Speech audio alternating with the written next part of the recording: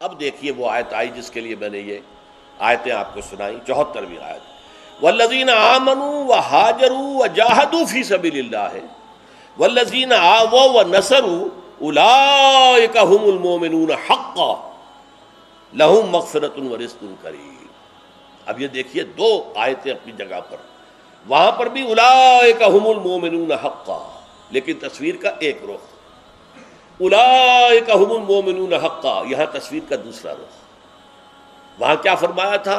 وہ لوگ کہ جن کا جب اللہ کا ذکر ہوتا ہے تو دل کانپ اٹھتے ہیں، اور جنہیں اللہ کی آیات سنائی جائیں تو ان کے ایمان میں اضافہ ہوتا ہے، جو توکل کرتے ہیں صرف اللہ کی ذات پر، اور نماز قائم کرتے ہیں، زکوٰۃ ادا کرتے ہیں۔ یہ ایک تصویر ہے، اولئک هم المؤمنون حقا۔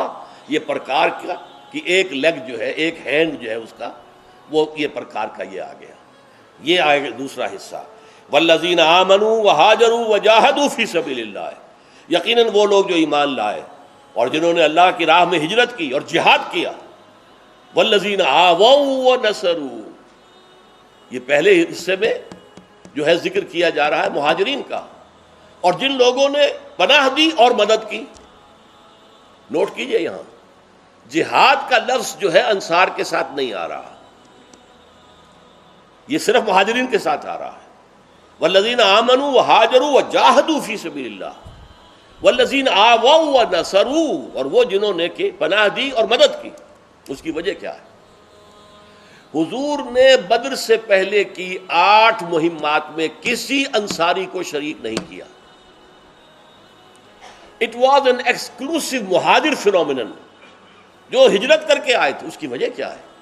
جو ہجرت کر کے آئے تھے انہیں ٹریننگ مل چکی تھی، ان کی تربیت ہو چکی تھی، ان کا تزکیہ ہو چکا تھا، وہ ہر طرح کی آزمائشوں میں سے گزر کر وہ زر خالص بن چکے تھے، ان میں کوئی کھوٹ نہیں رہا تھا۔ لہذا 8 جو بھی مہمات ہیں ان میں کسی انصاری کو شریک نہیں کیا۔ انصار کے لیے یہی بڑی بات تھی کہ انہوں نے انہیں ٹھکانہ دیا، انہوں نے گھر تقسیم کر دیے، انہوں نے دکانیں تقسیم کر دی، اپنے حقیقی بھائی سے بڑھ کر جسے اللہ کے رسول نے ان کا بھائی بنایا تھا مہاجرین میں سے، اس کے ساتھ محبت کی اور نصرت کی اور مدد کی۔ اسی لیے ان کا نام ہمیشہ کے لیے انصار پڑ گیا، مددگار۔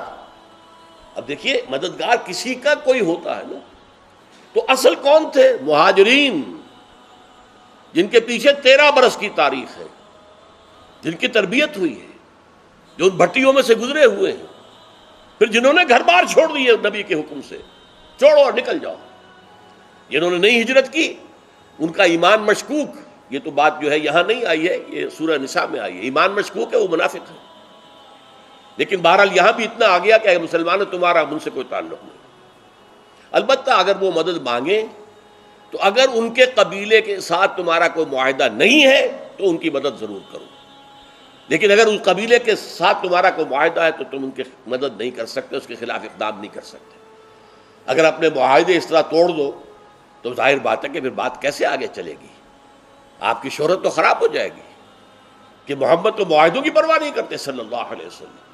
یہاں تو ہونا چاہیے کہ محمد پکے ہیں، سچے ہیں، معاہدوں کے پابند ہیں۔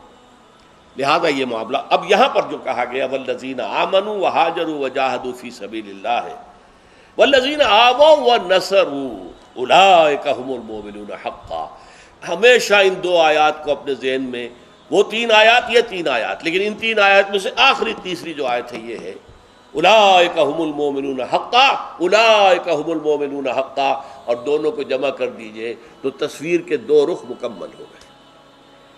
سمجھیے کہ ہمارے اس منتخب نصاب کا جو مرکزی مضمون ہے، جو تیسرا حصہ تھا اس کے آخر میں سورہ حج میں آ گیا تھا، اس کے آخری رکوع کے اندر جامعیت کے ساتھ، اور اس کے بعد پھر بڑے ہی اختصار کے ساتھ سورہ حجرات میں آ گیا، پھر سورہ صف میں اور سورہ تغابن میں ہر جگہ آ گیا۔ سورہ تغابن میں ایک تصویر ہے، توکل، راضی و رضائے رب، انفاق فی سبیل اللہ، اللہ پر توکل اور اللہ کی اطاعت۔ سورہ صف میں دوسرا رخ ہے، قتال، جہاد، ان اللہ یحب الذین یقاتلون فی سبیلہ صفا کانہم بنیان مرصوص۔ سورہ صف میں وہ نقشہ ہے۔ تو قرآن مجید کہیں پر جمع کر دیتا ہے، کہیں علیحدہ علیحدہ ان کا بیان کر دیتا ہے۔ یہ قرآن مجید پر تدبر کیا جائے اور آیات کے ایک دوسرے کے ساتھ ربط اور تعلق کو سمجھا جائے۔ یہاں پہ یہ انداز کیوں اختیار کیا گیا؟ اولئک هم المؤمنون حقا، اولئک هم المؤمنون حقا، اور یہ در حقیقت بندہ مومن کی شخصیت کے دو رخ ہیں جن کو یہاں ایک کو سورہ کے شروع میں رکھ دیا، ایک کو سورہ مبارکہ کے آخر میں۔